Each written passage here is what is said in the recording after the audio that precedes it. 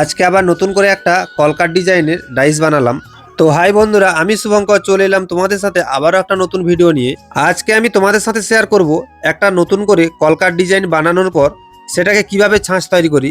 তো ভিডিওটা শেষ পর্যন্ত দেখতে থাকো, আশা করি তোমাদের অনেক ভালো লাগবে। যে কোনো কলকার ডিজাইনের ছাঁচ বানাতে গেলে প্রথমে মাটি দিয়ে খুব সুন্দর করে সময় দিয়ে একটা ডিজাইন তৈরি করে নিতে হবে। আমি যখন কোনো ব্যাকগ্রাউন্ডের কলকার ডিজাইন বা ঠাকুরের কোনো গহনার ডিজাইন তৈরি করি, প্রথমে কিন্তু আমি খুব সুন্দর করে মাটিটা তৈরি করে নিই। এঁটেল মাটির সঙ্গে অল্প করে কিছুটা বেলে মাটি মিশিয়ে মাটিটাকে ভালো করে তৈরি করে নিই, তারপরে ডিজাইন তৈরি করি। এই যে দুটো ডিজাইন দেখতে পাচ্ছ, এগুলো ব্যাকগ্রাউন্ডের জন্য আট পামড়ির ডিজাইন তৈরি করা হয়েছে। তো এই ডিজাইনগুলো সম্পূর্ণ কমপ্লিট হয়ে গেছে, শুধু পরিষ্কার করতে হবে।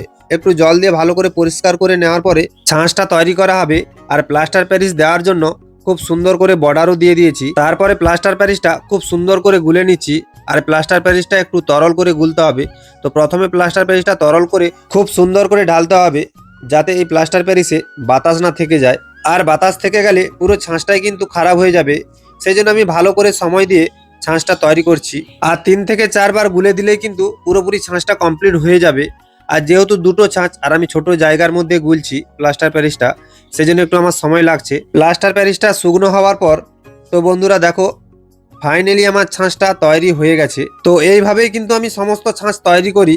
আর তোমাদের আজকের ভিডিওটা কেমন লাগলো একটা লাইক দিয়ে কমেন্ট করে জানিও। আর আজকের ভিডিওটা এই পর্যন্ত। সবাই ভালো থেকো, সুস্থ থেকো, দেখা হচ্ছে নতুন কোনো ভিডিওতে।